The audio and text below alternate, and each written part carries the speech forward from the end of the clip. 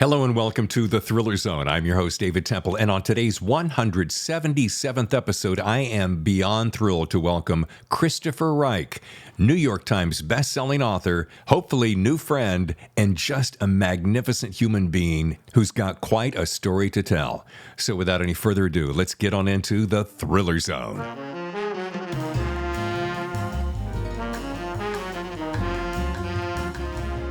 Welcome to the Thriller Zone, Chris Reich. Great to be here. Thank you, David. I am so glad we get a chance to sit down.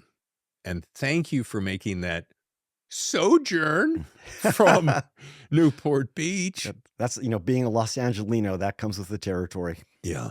Well, you didn't even bat an eye at that, so I appreciate that. A lot of people go, I don't want to go across town. No, my pleasure. For this, Yeah. absolutely. It's a must. Well, you're kind of a big deal. Well, thank you. I appreciate that. Really big deal. Well, I've had my successes, and the most important part is I love what I do. Yeah. So, it beats working for a living. We have so much to cover. As you'll see, I've done my homework. There's something, I'm a kind of a fanatic because I don't just read the book. I study the book and I make notes to myself going, ooh, I like that. And because later when I have free time, I've heard about free time, I will break it down and analyze it and go, what is Chris's magic? So we'll get to that. I'm ready. But I mean, come on, 2 series, 7 standalones. I want to mark these because I'm helping edit this show. So I want to give you all the accolades I can. We got the Simon Risk series, right? The Take, Crown Jewel, The Palace, and Once a Thief. Sounds like anything ready for Cary Grant in my book. It is. They're about to start filming that in England right now. Netflix UK with Edward Berger directing. That's the director of All Quiet on the Western Front. They're casting right now. Took 4 years to get here, but in innumerable scripts. But it's a go. It's green light. So that's a thrill, and I think he is like a modern day Simon Risk is.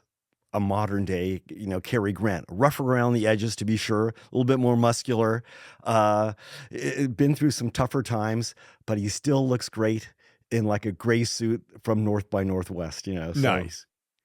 It's so random too that I would pull him out of nowhere, that I would pull Cary as a reference. From our generation, he was my favorite. And in that movie, North by Northwest, and everything he was so classy. And you just have to bring that kind of character. I think he still is an everyman to, the 21st century. Yeah. By the way, just for record, we are talking about Matterhorn. Well, and we're going to get to that, but I like to back up to get to know you. I will say I have plenty to say about this book. All right, so now the second series, Dr. Jonathan Ransom, Rules of Deception, Rules of Vengeance, and Rules of Betrayal. That was my biggest selling series. It was great. It was born out of failure. It was born, the book before that was called The Patriots Club, and I loved writing it, and it actually won the first ever International Thriller Writers Award for Best Novel, but it didn't sell. It didn't sell, and it sold so poorly that I could not find a publisher. After having written 5 or 6 books, and as my agent said, Chris, you've spilled so much red ink over this town, no one wants to touch you, So I go, well, what do? He goes, go out there and write the book you've always wanted to write. The best thing you could, the best thing you've ever done, now is the time to do it. So I said, okay, what books influenced me the most? Okay. And so I go back, I grew up reading the classics, Tom Clancy, Frederick Forsyth, and Robert Ludlum, right? Right. So, of course, and among those, the first among equals was The Bourne Identity. And so I said, I got to write a book that is as exciting as The Bourne Identity. And that book became Rules of Deception. And I remember I wrote it for 1.5 years, just on my own. It's like being a writer is like being in a sub. Once every 6 or 7 months, you surface, you look around, people talk to you, then you go back under it and do your work. Right. So I spent like 1.5 years writing this book. And I remember I sent it in to my agent, Richard Pine, and I said, what do you think? And he goes, well, just give me a little bit. I sent it to him on a Friday. He called me Saturday morning. He goes, I read it in 7 hours. He goes, you did it. He goes, I think you did it. So we went out, he goes, and he started showing it to people and to different publishers. And then he goes, Chris, you have to come to New York all these people want to meet with you, like the 7 big, publishing houses. And David, you know what the first thing they said was? What? After turning me down, just not even talking to me 2.5 years before, they go, "Chris, we've always wanted to work with you."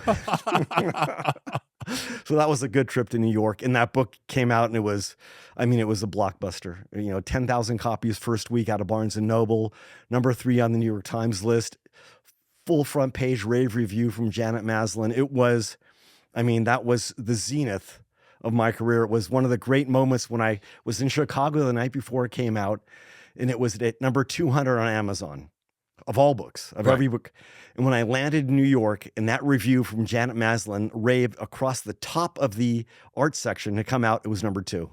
Wow. And I remember going, how is this possible? Then I saw the newspaper in the airport. Right. And that was a nice moment. You made a comment as we were warming up before we started the show that those days are not here anymore. Those days are gone after fashion, right? The days when the public unites around a central title, a central book that kind of captures the national interest, the zeitgeist, Right. very rare now, very rare.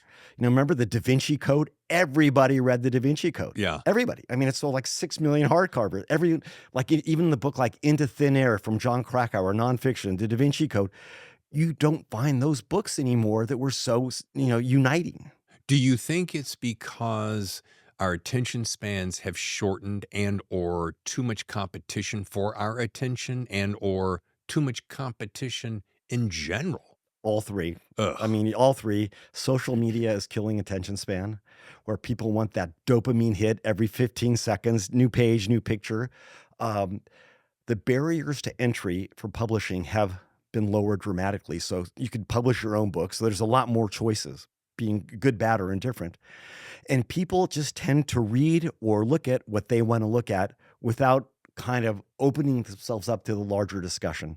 So like you said, it's a combination of all three that it's made that much harder to have these giant breakout books. The books like, remember those Oprah books, Oh, yeah. the Jonathan Franzen, the corrections. Yeah.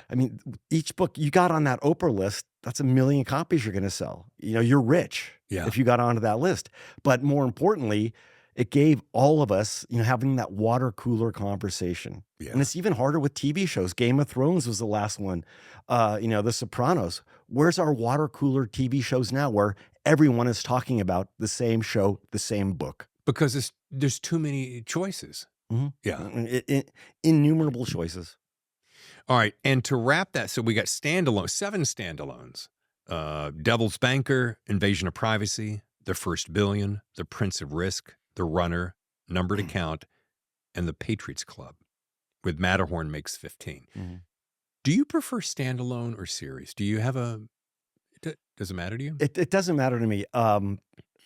I did set out with the rules of deception to write a series, and I wanted to build a market doing it that way. And I had this great character, Jonathan Ransom, a doctor for Doctors Without Borders, that guy goes around the world, and unbeknownst to him, his wife, who's his assistant, is actually the spy who puts him into position using him as cover for her own work, right?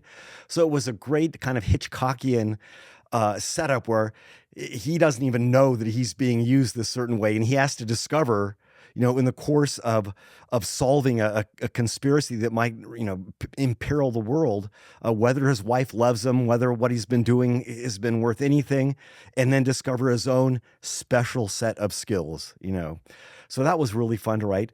And I'm saying now, this book Matterhorn, is the beginning of a series, starring Mac Decker, who's a spy that's been out of the game for 9 years for a lot of reasons, basically to save his own skin and to save his family, who, upon learning of the death of his son, is brought back in a big way. And at an older age, at our age or my age, pushing 60, he has to discover, does he still have the right stuff? And this will expand over the course of several books.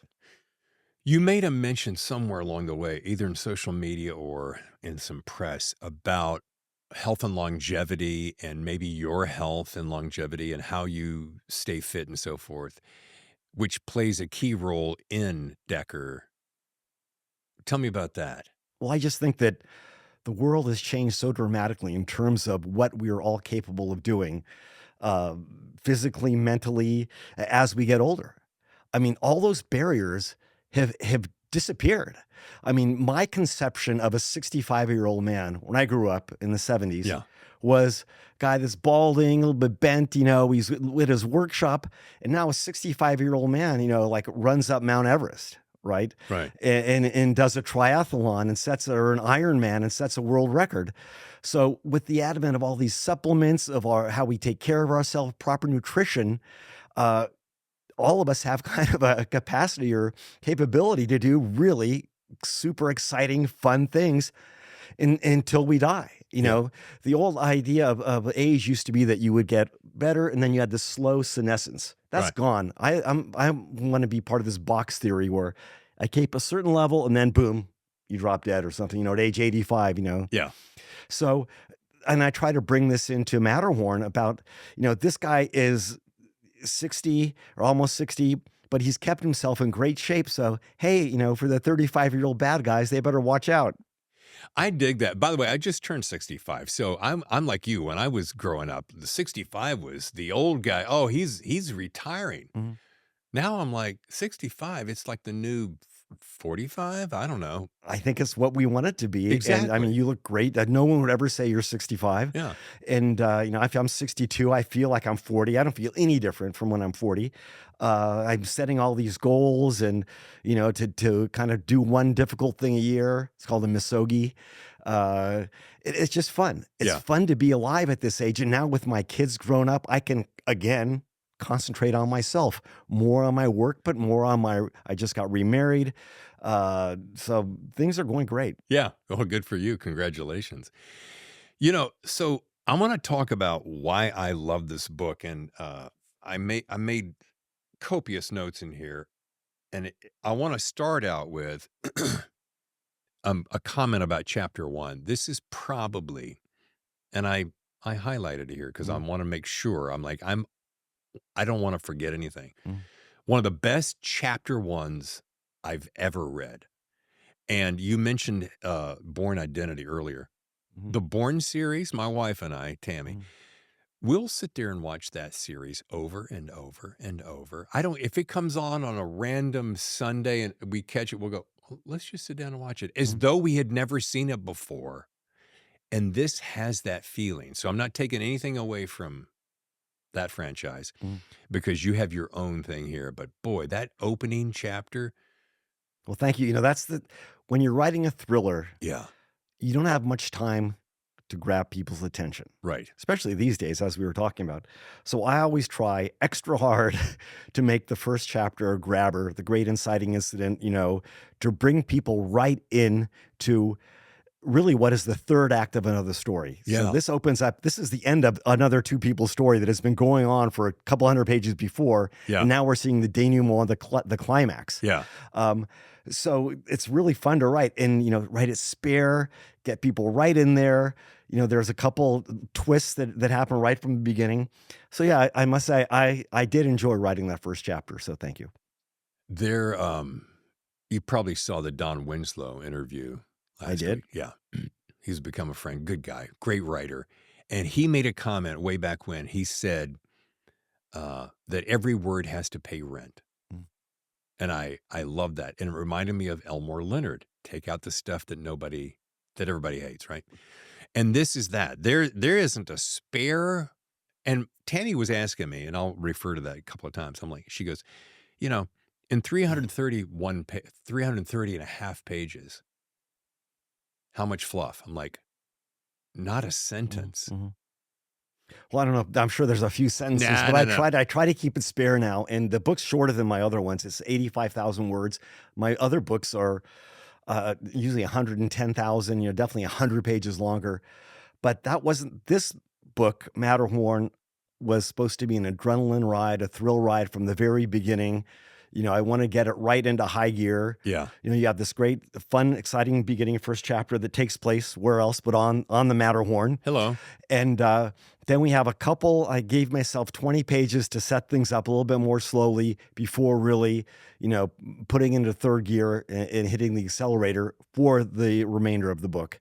So, couldn't agree with you more. And, writing is a process. It's a learning process. You said it's 15 books. Wow.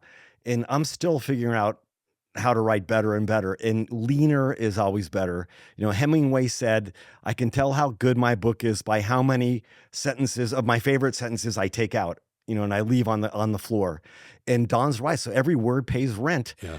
And yeah, so you know, I've been reading a lot of the book out by Alan First, who writes all these great World War II novels, and he's very concise and pithy and a lot of aperçus, which I love. And I try to work that in now with my dialogue being shorter, crisper. Uh, it just, you know, maybe it's just because as you get older, you don't want to put up with the BS anymore. It's like, tell me a story. Let's make it fast. Let's make it great. Get to the point. Get to the point. All right. Because I love visual techniques on the show, what is the fancy word that you just used that I don't know? Aperçu. Yeah. What is that? That means certain what's the word? It's a French word. It means not an intimation, but kind of a little pithy observation. It means an observation, Okay. little observation about how people think, or you know, what are they really thinking, Right. something like that. So it's kind of like an insight. It's an insight. Insight. You work that into your story, don't you? It's Mhm. almost like it's not Mac thought this. It's you're sharing what he's thinking, but in an insightful way, almost like the reader is getting kind of an inside peek. And it's so delicate the way you do it, and so it's like a spice, Mhm. not like a, oh, look what I'm doing here. Mhm. No, I like to just, I want you to think that you're in his mind. And I want the way the book is written when he's the narrator to feel a certain way. Yeah. So that's Mac. So you're in Mac's mind and you want to then like him more, get to know him better because you're really, you know, I'm not hitting you over the head. You're reading it as he's thinking it. Right. Now, here's an interesting thing, and we're going to keep drilling down on this. So I know the story's about Mac Decker. As I'm starting to read, for whatever reason, I didn't pick up Will Mm, because all I'm thinking about is, oh, the protagonist, which is great for me because then at the end of that scene, which I will not say, mm, it took my breath away because I'm like, what? How does this? And then I had to go back and go, oh, mhm. this must be the son. Yes. But boy, like you said, you told me the entire world without me knowing it, so that when you did the payoff at the end, I mean, it was so Mm, brilliantly done. mm. Well, that's just, you know, we were talking earlier, this book I'd written first as a screenplay. Yeah. Now, I'm a huge fan of the outdoor photographer Jimmy Chin, who photographed Free Solo about Alex Honnold Oh, climbing El Capitan yeah. without ropes. Right now, just saying that, David, Yeah. my palms are getting sweaty Yeah. because even though, you know, you're watching it, you know he's going to make it to the top, or Yes. they wouldn't show it. Sure. But even then, it's like, how did this guy do that? And then, how did Jimmy Chin put these giant 35 millimeter, 70 millimeter cameras onto the face of El Capitan to Yeah. film him? You know, and he's been up on Everest and everything. So I was thinking, God, this guy, I can't in awe of what he does. I have to come up with a story to bring him to our neighborhood cinema, Yeah. to the AMC or the Edwards Cinema, you know, so you could go check him out, you know, to watch, you know, Brad Pitt chase Keanu Reeves or George Clooney up the Matterhorn. Right. And I've spent a lot of time in Europe. I'm Swiss, and a lot of time in Zermatt.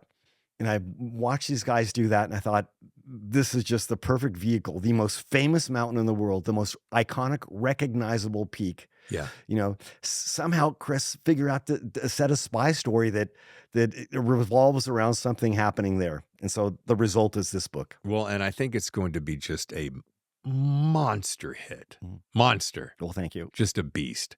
Um, and I was talking to the guys before you showed up, and they said, and Jonathan said, so what do you think about the book? And I'm like, I try not to be superfluous or overly dramatic, but I said, this is not in the top 10 Mm.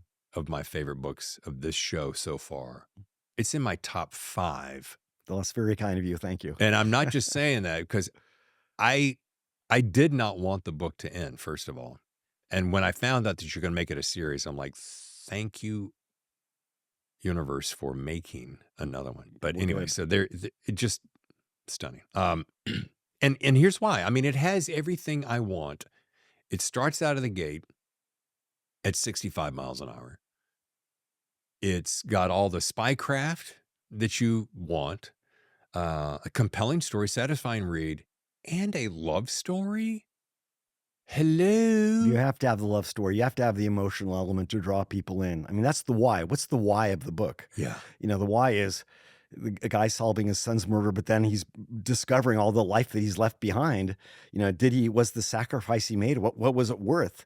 And now he has to kind of come back and make all those choices, not worthwhile, but he has to say, I did this for the right reason. And part of it, of course, is the romance with his former Mossad partner, Ava Attal, the dark-haired, Yeah. Israeli beauty. Yeah. I love Israeli Mossad agents. Something about that is so sexy.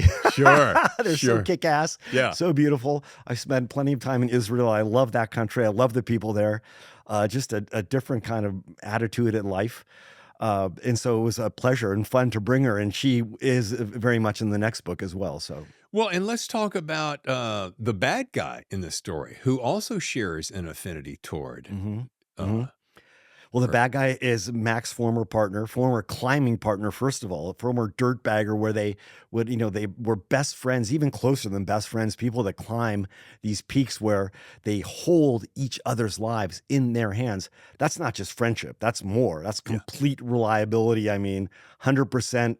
I'm in your hands. And so they both follow the same kind of career path. They leave climbing to join the Marines. They become snipers. They transition laterally to the Central Intelligence Agency. And these careers are based upon real people. Okay. These are based upon people. One guy I know, who was with the Marine Special Operations Command and then went into the CIA and actually disappeared. Last time I met with him, he goes, Chris, he goes, I'm not going to be able to see you anymore. I'm taking this new job and I'm going to be scrubbed. I said, what does that mean? He goes, well, I'm going to be eliminated from all mention of me from the internet will be disappeared. You won't be able to find me. And I go, what kind of job are you doing? He goes, well, obviously I can't really tell you, but it'll be, under a different identity and be involved in kind of the stuff that you write about. So I thought, wow, that's cool. And I swear 3 months later, I started looking and this guy's name was gone. Wow. And he had been a former gunnery sergeant in the Marine Corps. He'd just been actually promoted to a first sergeant or with a rank above that. So there was plenty of mentions of him before, and all of a sudden, zip, it's gone. So these characters are real. And in this book, the bad guy, kind of one of the bad guys, Ilya Ivashka, was an American born of Russian parents, but I mean American to the core, who then, for reasons as their career progresses, decides he has to to find his own identity, betray his best friend. Heartbreaking. And what a superb bad guy, though. Bad guys, David, are always the most fun to write. Sure. Because you could have so much fun with them. It's so hard to write a really interesting good guy. Yeah. And that's why you were mentioning Don Winslow in his books. Even the good guys are bad guys. And especially the latest series, because they're all criminals. Oh, yeah. They're all crooks to begin with. So it's just kind of honor among thieves, but they're still thieves. Yeah. In my books, the good guys are good guys. So you have to make them much more nuanced. And the bad guys are, this guy's a drinking problem. He loves sex. He likes all kinds of, low-born women, let's say. And he'll do whatever it takes to succeed, kill whoever he has to, bribe whoever he has to, and so he is just so much fun to write. Karma's a bitch, as we learn later in the story. So I wanted to make sure that I covered the men, the mountain, and the message. So we've covered the men. Mm-hmm. I want to go to the mountain. Now you've been there. I'm assuming you've climbed it. I have not. I've climbed halfway up once and I got snowed out, and I was trained really hard to go last summer because I wanted to film it and then use it to promote the book. But sadly, I was taking care of my 94-year-old mother, who recently passed away, and I could not go away for the amount of time it took to go and get acclimatized and at my age train and do this thing. The climb itself, David, is only for even, they say the Matterhorn is the easiest mountain for a really good climber to go up and down, and it's the hardest for kind of a beginner climber. It's really about 4.5 hours up, 4.5 hours down. You're going 4,000 feet straight up and 4,000 feet down. Everyone dies coming down. No one ever dies going up. They all die coming down. Because when you're going up, you can hold on to something, right? Right. And when you're coming down, you're literally coming down the spine of a mountain with 4,000 feet on every side of you. And it's so overwhelmingly not frightening, but it's just, you have to pay so much more attention. It's windy. Uh, Most of all, it's just a feat of pure. It's kind of like running two marathons. You're running a marathon up, running a marathon down at that altitude. That's the hard part of it. Okay. But like I say, it's very doable. And I say about people die, if you go with the Swiss guide, like I'm planning on going back up this summer. Oh, Okay. you are gonna do I'm it. going to go this summer. Yeah. And when I go with a guide, you never die with a guide. So they'll stop you before you do something. Wait, you never die with a guy. Swiss guides have never once. If you're going up with one of the guides that has their license and they work out of the climbing shop in Zermatt, they don't die. Okay. They're not going to let you die. And first of all, they're not going to let you go up unless they know you could do it, Right. And so before I had done all the training climbs beforehand, and I remember the last time I went, he goes, Chris, he goes, we'll go up we're going to go up in 2 days. He goes, but it's going to be the hardest day of your life. And I go, well, thank you for that vote of confidence. But you're excited about it. Oh yeah, I love it. It's great. And what kind of training, just for curiosity? Well, I do F45 3 times a week, which is the new functional fitness. It's a big chain. It's kind of promoted by Mark Wahlberg, where you go in for 45 minutes and they just bust your butt. All these just constantly one exercise to the next. Doing burpees, a lot of kind of bear crawls, but then with weights. So you're mixing up everything. Yeah. It's really fun, and your heart rate is at 150 the whole time. Up your VO2 max rate, which is your oxygen utilization. I do that. Now I'm starting now with the regular, with weight training with a guy. So, at my age, you got to take it pretty seriously. Yeah. Not pretty, very. But what's fun about the Matterhorn and what makes this book different is We're going to take a short break to thank our sponsors, and we'll be right back. Stay with us. And now, back to the show. what makes this book different is these days, okay, need 4.5 hours to go up and 4 hours to come down. The guides have races to go up and down as fast as they can without ropes and without any kind of safety mechanism. And they will go up in about 65, 70 minutes and even faster coming down, which is like a mountain goat, because the Matterhorn is never quite vertical. And there's a lot of loose rock and there's a lot of steps. So it's basically ascending kind of a staircase Yeah. where there's always some place for your feet. But one mistake, one misplaced foot, and boom, there you're gone. You're dead. 4,000 feet, nothing stopping you. That's a long way to fall. That's a long way to think before you hit those rocks, So, but, these guys that helped me with this book, one in particular, Andy Steindl, who's a guy who has one of the records, he sets it, then his best friend, breaks it. So they were giving me advice on this book about, Chris, this makes sense. You can't do that. So I hope that when you're reading, especially the last act, which does take place on or around the Matterhorn, that you're kind of getting that scared feeling like, oh my God, this is what it feels like to climb the Matterhorn at full speed. Well, there's a couple of things that are very interesting about this book, besides the obvious, and that is the sense of place. The place is a character. The way you weave in the different townships and the cities and the climate and the seasons, it's charming and welcoming in amongst all this harrowing danger that's happening simultaneously. That's what makes the read. It's like a sandwich of all this goodness. You got and you got you've got this dualism going on that's so fascinating. Well, I grew up a lot overseas, and the hallmark of all my books, from the first one, Numbered Account, which of course is set in Zurich and where I'd worked as a Swiss banker. That would be this one, because I had you bring this in because I wanted to know where you started. So I wanted you to finish this story. Sorry to interrupt you, but I got a real specific question on that. No, my pleasure. So my point was that I try to make my books the hallmark of a Christopher Reich thriller is that they're all very international. Right. I think I've written one book, Invasion of Privacy, that was in the United States, and set in Austin, Texas, where I lived and worked. But when you read my books, it's going to be a travelogue. And that's my favorite part, is to tell people, quick descriptions about where the feel of the place, the food you eat, the way the air smells, all that.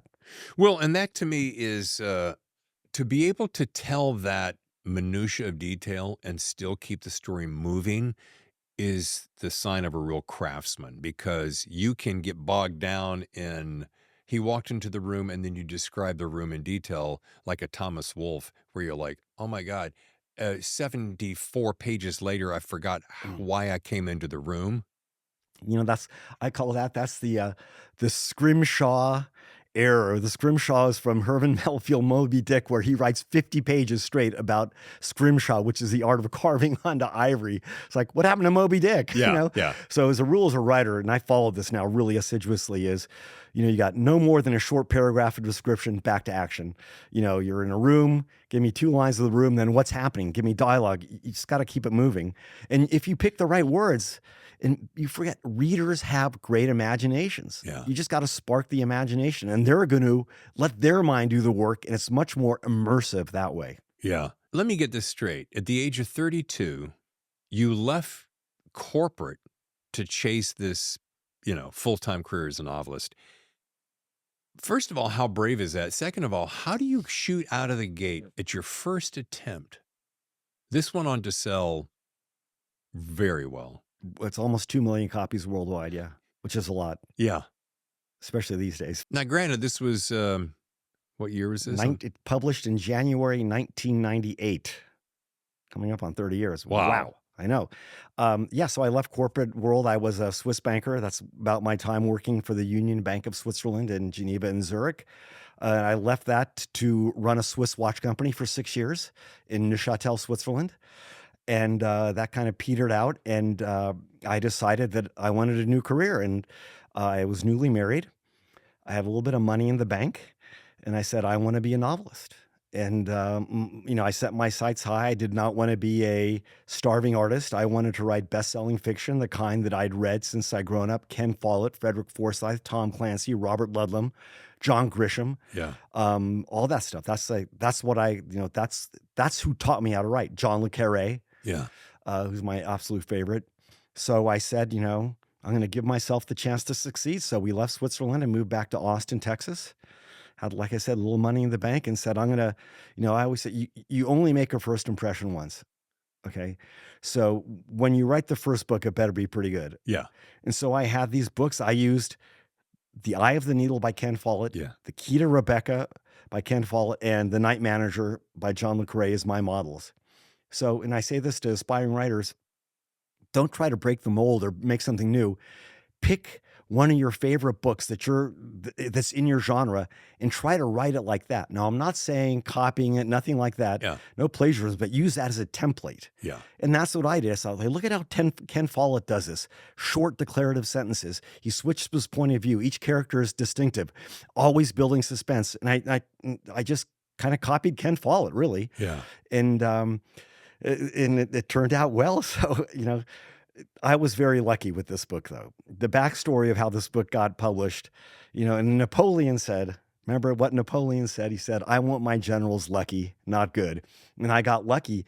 When I was writing the book, first I was humble. I'd given it to some people to read, and they made some serious critiques, and I followed their critique. I mean, this book took me, number to count, 9 months to write 660 pages, right? That was first draft. And I gave it to a woman that was in my apartment complex in Austin. She was studying her MFA there, and she read it. She goes, Chris, you're a pretty good writer. He goes, but this story makes no sense. You have to completely reorder this. And I took her advice. I didn't say, oh, I know better. It's like, you're pretty smart, I think. And so I took 4 months, and I started rewriting the whole thing, right? Wow. And then I was able to get the book into the hands of a family friend named Farland Myers. And Farland, God rest his soul, he worked at a big ad agency called J. Walter Thompson in LA. And his boss was James Patterson, the James Patterson.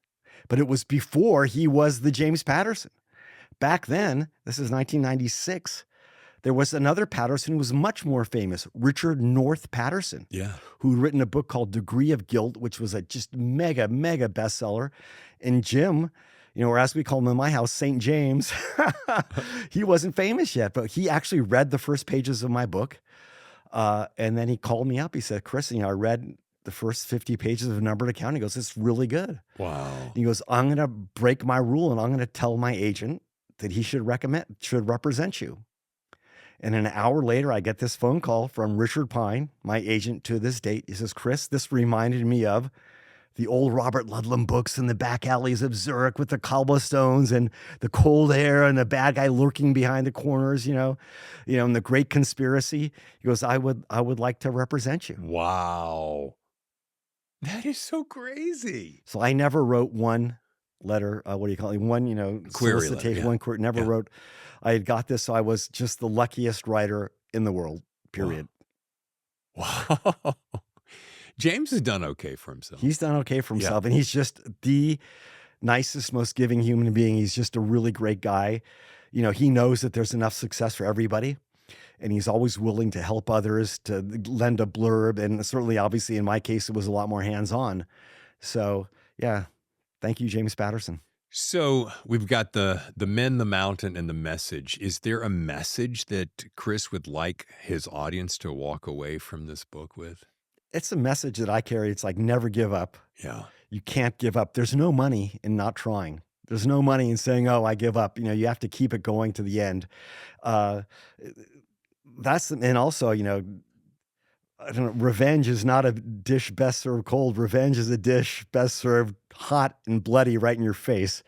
And, that was, these books get violent, and it's all about doing the right thing and seeing justice done. Yeah. And I hope that, at the end of this book, you feel justice is done and you shed a tear because you see that, that good things are kind of ahead, and you're wondering what will come next for Mac Decker, for Ava, for his family.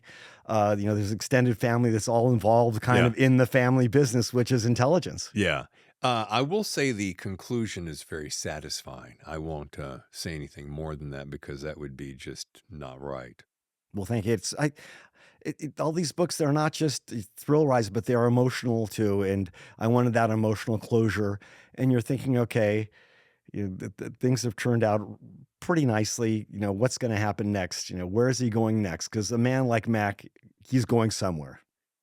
There are a couple of notes I made for myself, things that I did not know. And then there are like some of these agents, the agents that's being developed by bad hands. I'm trying to keep it as, though this is all doable right this minute, isn't it?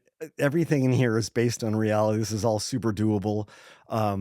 Which makes it even the more terrifying. Well, one of my themes in my books is the supra empowerment of the individual. With the internet, with all these technological tools in our hands, I mean, you're giving individuals the power and the capabilities that used to only be available to entire national intelligence agencies. Right. In the book, there's a scene where he accesses a certain database. Yeah. And these days now with AI and how you scrape the internet for pictures that, I know, for example, that spying right now, covert agents have a real problem because you can't disguise yourself anymore because there's a facial recognition everywhere. And I talk about this in the book, and I do mean everywhere, from the streets to the airports to banks. I mean, and intelligence agencies have the capabilities to tie into these. What do you think the NSA does? Exactly. They spend $40 billion a year to suck up all this information. I don't know if you know, but every single text message you write, every voicemail you get is being captured right now and stored at a facility in Utah. It's all there, but apparently they can only access it with a subpoena or a court order, but it's there. The point is your information has been vacuumed up and it's sitting there just for the right time when someone decides to look into you. So it's so mind-boggling what is going on with AI, with the NSA, with hacking and all these tools that, nothing is safe, nothing is sacrosanct. There's no more privacy. Done. Fact. Mic drop. There is I'm going to have some fun here because here's one tiny little paragraph that I made a note to myself. So much information in a tight paragraph. Because he and Mac were the best at what they did, liquidating the opposition, taking out targets, posting numbers on the scoreboard, more accurately, putting a Black Hills 250 grain slug into the skull of a man or a woman at 1,000 yards with a 20-mile-per-hour crosswind and an altitude differential at 200 feet. I think I owe Stephen Hunter, the great writer, something about that, because he's the ultimate assassin and sniper writer and one of my favorite writers ever. But yeah, isn't that fun? I mean, that's what they do. It is a science. A, I love the science of it. B, I love the minimalism of that paragraph. What you created an entire scene in 1, 2, 3, 5 sentences. Stephen Hunt, it makes me think of the movie Shooter with Mark Wahlberg. I've seen it 20 times. That watermelon or can of Spam across 2,000 yards or something. Anyway, things like that, I totally dig. The fact that on chapter 26, you mentioned Stan Getz's Desafinado, which is one of my favorite. Me too. You know, I was not much of an athlete as a kid. I was the piano player for the orchestra at Harvard School for Boys just across the valley. And in the jazz band, that was a staple of the jazz band. Desafinado, of course. Great little story, if you'll allow me. So I'm hanging out. I'm in my first tour of duty in Los Angeles. So I lived there 3 different times before I moved to San Diego. And I had a friend, Al Schmidt. We're hanging out one day, and he has a friend come to visit. And a guy walks in, and I look at him like, God, you look familiar. I don't know why you look familiar. He goes, I said, what's your name? He goes, Steve. Oh, hi, Steve. He said, hey, can I crash here for a few days? I'm like, sure. So we're hanging out, and all of a sudden music gets talked about. And I have on my turntable at the time, Astrud Gilberto, Impanema, right? And he goes, oh, yeah, what a great song. I'm like, yeah, it's one of my favorites. Yeah, my dad really nailed it with that. I'm like, what's that? I'd never asked his last name. So Steve Getz, his dad is Stan Getz. And he's hanging out on my couch for a week. And he goes, David, let me tell you that story. He goes, I'm a kid. I'm in the kitchen. Astrud is cooking at the stove. And my dad is playing this in the background, and she's just, and he goes, wait, sing that again. He liked it so much, took her into the studio the next day. History was made. Stan Getz is one of the greatest alto players ever. I mean, one of the greatest players of anything ever. I think we forget that Brazilian explosion that took the country by storm in the 60s and early 70s. Stan Getz, Astrid Gilberto, Sergio Mendes. Yeah. I love that. Yeah. I put it on the drive up from San Diego today so I could get in the mood, because whenever I feel, if I'm too preoccupied or down, I put on Bossa Nova, Stan Getz, and it just makes the world a better place. I agree. So I just wanted to share that. So you say, your tour of duty, were you an FBI agent or no? cop I use that playfully because when you get into Hollywood business, I was acting, voiceover, and so forth. It is a tour of duty because you got to be in shape and prepared mentally for that. And I happen to go back because I'm a masochist. I went 3 times, and we see where that got me. But I loved when we talk about your setting and your sense of place. Ava and Mac had left Zurich an hour earlier. They had passed Zug and the Zugger Sea and transited Lucerne, passing the Sprauer Bridge. The sky darkened. Cloud mist hovered over Lake Lucerne. Its water as green as ivy, its surface smooth as ice. The highway followed the contours of the lake, long, languid curves at the water's edge. To their right, foothills grew to mountains. Hillocks yielded to sheer rock faces. You span this delicate balance between literary and just balls out action thriller, which is such a deft maneuver to make, which is why I just respect the craftsmanship and enjoy the talent. Well, thank you very much. Yeah. I'm a big reader. Yeah, it's obvious. So I don't just read my work. I read primarily nonfiction now. Yeah. And so and just having, I try to aim for a certain level of a skill level, let's say. So, you know, but thank you. I'm glad you like it. Yeah, it's stunning. And let's see if there's a few more things. Oh yeah, I asked the questions about, well, one of the key elements that's going to happen in this book, which I will not mention, which we referenced earlier about is, wait, can that actually be done? I've had the thought before, but probably thousands of us have had the thought before. Hey, if I were going to take down a country, what would be the easiest or one of the most one of the easiest ways to do it on a very large scale, rather simply. And when I read that, which I will not say, down around the end of the book, I was like, Well, I got this idea. I had, for one of my books, one of the rules books, I spent a lot of time with the FBI counterterrorism team in New York City. And that was comprised of agents from a number of different three-letter agencies. One of them was the guy from the Bureau, was it? What he was in charge of guarding the New York aqueduct. See, the water that comes from New York, that's a hard target. That's a very hard target because if you can poison the water supply in New York, you know, New York City has like the best water supply, the cleanest waters coming from upstate New York, from Canada, whatever.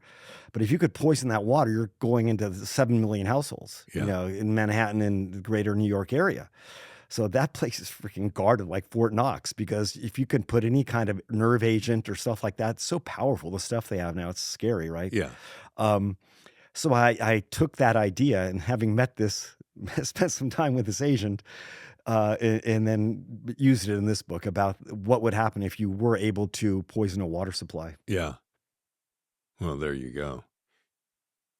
I am curious, and I know, having been around this business long enough, that you're already working on the sequel. Have to be, right? How far into that process are you? And Not far enough. No, I'm on okay, page about 110, okay, and I have the story. You know, I have a great opening. It starts out in Paris a year after this book ends. It starts off with Mac. He has a wedding ring in his pocket. yeah, He's at the restaurant Jules Verne, or in the second floor of the Eiffel Tower, this beautiful Michelin-starred restaurant looking out over Paris. He's been granted his freedom. The CIA has come to him and says, it's all, you know, all forgotten. You're a yeah, free man. Just keep your head low. Don't get involved. Don't talk to us, but live your life. yeah, So here he is. He's and Ava's sitting across, and he's about to pull the ring out and ask her to marry him. It's, you know, popping the question. right, And right, just as he's about to do this, she goes, "Oh, I got a call. Excuse me." So she gets up and leaves the table and doesn't come back. And he gets up and he tries to find her. But the thing about this restaurant, David, there's only one way in and one way out, one elevator. It's a private elevator to this restaurant, right, and no one's seen her. He searches the whole place, the elevator, no one's seen her. She's just gone. And that's the beginning of the book. Where'd she go? And he has to go figure out everything about it, you know. And of course, the stakes escalate very rapidly. sure, So it's a fun starting, a lot of emotion about being in love and about starting your life again with someone who means the world to you, and then having that carpet pulled out from under you. so much autobiographical nuance in there, isn't there? Yeah, exactly. You can't help it as a writer. Right. Always write what you know. And so, as I said, I got recently remarried very happily. So, and I'm wishing only the best for Mac. Yeah. Folks, if you want to learn more, go to christopherreich.com. This book is just, like I said, top 5 easy of this year. And are there hints at this getting picked up? It is getting picked up. We're about to finalize it. Wait, what? Oh, yeah. It's been a lot of people want this just because it's so cinematic, and they know, you know, people want to make meat and potatoes fair that get people to the movies. And Yeah. what could bring people to the movies more than two of the most famous actors climbing up one of the most famous mountains in the world? It's really, this is a cinematic experience. I'm about to close the deal. I can't say with who, but it's with a major production company. Actually, I could give you a hint. It's owned by the uh, biggest selling commercial music artist of the last 20 years. It's that person's production company. I can't say the name, but Yeah. right there. I mean, I was on the phone with him for 3 hours the other day, and getting all excited about this. So yeah, let's, you know, this is the first step. let's look at this is the first step in the process. I mentioned that my Simon Risk books are at Netflix UK with Edward Berger directing, been greenlit. So that's happening after, after 25 years, finally getting things made on the screen is very rewarding. What is that thing? Now, I always close the show with this question. What is your best writing advice? And you did have some writing advice you've already given, but if you could expand on that just a little bit, what would you say for my listeners who are really going? Because we started off by saying, look at the competition. Look at the competition for our attention spans. Look at the competition of the volume of people trying to write bestsellers. I want to do this, someone says. I want to be like Chris, someone Mm. says. I just give the advice that I use that worked for me, which is pick your genre. You can't leave your genre once you're in it. So Yeah. you're going to be in that box forever. Okay. Pick your genre, pick your favorite writer and someone that has a lot of success. Model your first work or works on other books that were successful in your category. Okay. Follow those rules and know the rules of the genre. The secret to writing best-selling fiction is to follow those rules intimately, exactly, but make the story seem fresh and new. So you have to have a certain expertise in an area. You're introducing yourself to the reading world. Who are you? Why should they read you? In my example, I was writing Number to Count. I was the former Swiss banker who is now pulling down the curtain and revealing the secrets of the super secret world of Swiss banking. Okay. So that's a reason to buy the book. That's a why. Why do I want to buy the book? 'Cause I want to learn about, oh my God, what really goes on in this organization. When you look at like Patricia Cornwell, Yeah. why do you read Case Carpetta? You want to learn about CSI, Forensic, about that yeah. stuff, right? So you have to have, I think, to begin with a certain expertise. Right. And that's how you grab the attention of an agent, of a publisher. Just as simple as that. And give yourself the chance to succeed. Don't shortcut it. Do your best work. You only make a first impression once, and people don't want to keep going back to you and saying, "Oh, I hope it's getting better," or "It was almost there." You really have to come out with a bang. It's funny, and something you said made me think. I talk to a lot of writers, especially first-time writers. I want to do something completely original. And I always go, all right, first of all, great challenge, great Matterhorn to try to climb. But is that really the best, smartest choice? Because there's no template upon which to try to base that success. Well, I mean, I think it's a silly idea, but I mean, what do you want out of a writing career? Yeah. I wanted to make money and support a family, Yeah. so I knew I had to write best-selling fiction. If you want to be experimental, go for it and get self-published, and best of luck to you. Get your beer money. I'm not going to tell people what not to do. I just know what worked for me and what worked for Ken Follett and Robert Ludlum. Robert Ludlum was an actor. He didn't make it. He was a stage actor and he was doing voiceover, like you said, but in New York. And he said, God, I got to do something else. So he wrote the first book, The Scarlatti Inheritance, which was based on a lot of the old John Buchan, the Scottish first-rate thriller writer. So Ludlum, who was writing in 1971, said, I'm going back. I'm going to copy this guy. Chris Reich started going, I'm going to copy Ken Follett and John le Carre. So whoever today, copy Don Winslow. Yeah. Or use that as an example, use someone that's successful and the public wants to read that. I would be adverse or remiss to say, go write something experimental or wholly original. Best of luck to you. Well, it goes back to, do you want to make a living, or there's so much of that. I want to be an artist. And I'm like, really? Can art not figure into a career in writing? I mean, James Patterson will tell you, or Jim, as you say, will tell you, I'm not a literary guy. My book's nothing super fancy about it, but you want an airport read? You want to get on a flight in LA and have something riveting to read by the time you land in New York, a page turner? You kind of know what you're going to get. You know exactly what you're going to get. I'm your guy. He knows what his public wants, and he's a master. He is the master at it. The funny story about Jim Patterson is when he became a writer, he was still being CEO of J. Walter Thompson Advertising Agency. Yeah. Now, Jim is a driven guy. He goes at 80 miles an hour. But people ask, well, why are his books written the way they are, which is this really short chapters, 3-4 pages? It's because when he started, he would get up at 5:30 in the morning and know, oh, I only have till 7 to write before I have to take a shower and go to work and for my real job. So he only had time to craft 3 or 4 tight, propulsive chapters. And that's how his formula was born, out of necessity. Oh, wow. He couldn't sit there and write 20 pages. He goes, I want to write this book. I have this story to tell. Those first Alex Cross books are fantastic, Well, I'm going to just wrap by saying that you have a new fan. I mean, I'm not just saying that because you're sitting here. When I read this book, and I probably could have easily blown through it in a heartbeat, but it's like a really good meal. You want to sit there and really savor it. But I said, because of the expertise and the sparseness, and while still being a complex thrill ride, I got to read more. So that's why I said, bring a number to count. I want to see where we went from here to here, Big difference. Yeah. Big difference. And how? Well, number to count, it's a first book. Just look how long it is. It's very long. It's a lot more emotional. I let myself, I hadn't learned how to write yet.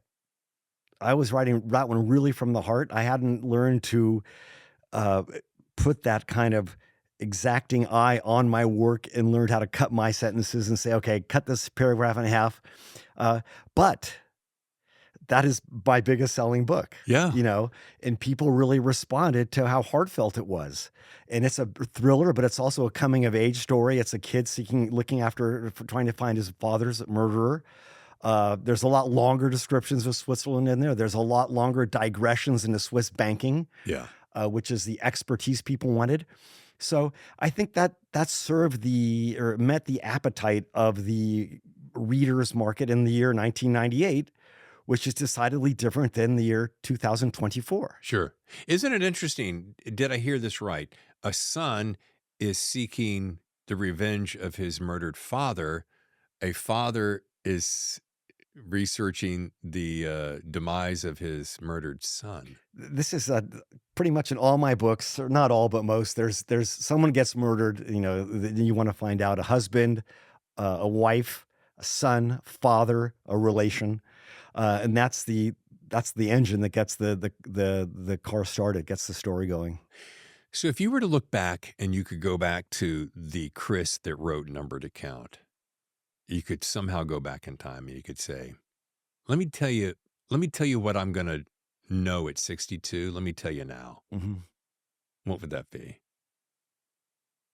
You can't go back. And I had to learn how to write. So, whenever I have a problem writing, my agent says, Chris, shut up, just write. Yeah. Because the writing solves the problems. But you can't think the problems out. You have to write them out. So, I don't think I could apply the rules that I have today to myself back then, because I had to learn how to write. And that took, for this first book, a 600-page book. My new book's 330 pages. Yeah. So, writing is learning, and it's learning about yourself, really. Sure. So it's hard for me to apply those rules. I would say, what rules? Yeah, it's like, make it quicker, cut out all the fancy words. Don't try to teach people, new words, things like that. The Hemingway called it the $10 words. Cut all those out and just tell the story. I think it's funny that sometimes first-time writers, we've all done it, feels like if I throw in those $10 words, I'll impress my reader. Mm-hmm. If I really extrapolate all this vast knowledge and I just really stack the deck in information, they're going to be so impressed. When in reality, I'm never impressed with that. I'm like, get to the story. Indeed. Yeah. That's true. Yeah. All right. Last thing, because I always end up with the best writing advice, but you've already answered that. But I'm always curious. This is one of the things I throw in every once in a while called rapid fire questions, but it's just one question. If you and your wife, your new wife, and I and my wife were going to sit down for a nice dinner there in Newport Beach, and you could invite 2 more people, living or dead, to join us for this little six-some soiree, who would it be and why? Wow, that's too hard of a question. Who would it be? Yeah. 2 most famous people. Who would I want to meet It could the be most? it could be any genre, Sure. dead or alive. It could be Trying to think of something interesting. I've just been reading. I'd like to meet Henry VIII. yeah. I've just read all the Hilary Mantel's books. So actually, no, not Henry VIII. Thomas Cromwell, his great advisor who ended up being beheaded. He was the first Superman of his age. I mean, he was a soldier. He was a brilliant diplomat. He was the first real king's advisor. He streamlined the English government. So I'll take Thomas Cromwell because I've read so much about him. Now, who else would I like to meet? I mean, Jesus is maybe one of the, I'm not really religious, but Jesus is one of them. Be a fascinating Oh, dinner, wouldn't it? Napoleon I'd like to meet. Yeah. I love history. Yeah. So I'd love to. So let's go with Thomas Cromwell and Napoleon Bonaparte. Awesome. Thank you again for making this happen. David, thank you for having me. It was a pleasure. Yeah, I feel like I could sit here and talk to you just all day long. But Very good. instead, why don't we go grab lunch? Let's do that. All right.